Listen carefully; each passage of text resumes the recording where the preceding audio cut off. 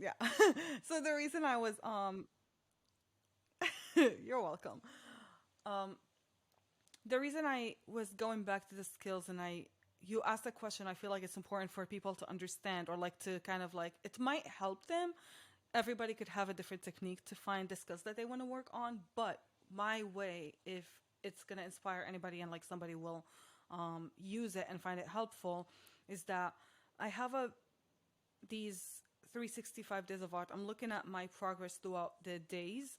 And so on day 200, the reason I mentioned the 265 days is because I could go back and look at my day one, day two, day three. I look, okay, how can I improve this piece?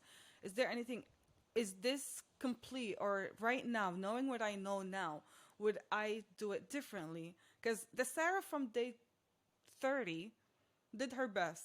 The Sarah from day 120 did her best. She put all her skills in that piece. But aside from 265 has could see things different that she could do better for those, not judging myself where I was back there. I'm not saying judge your old art. I'm saying your skills are improving. And so right now I have more skills than my 200 than day 200.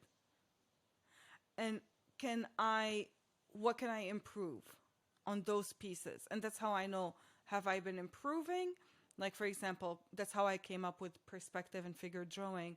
Have I been improving, or is it still like kind of standstill kind of way? So that's where I measure.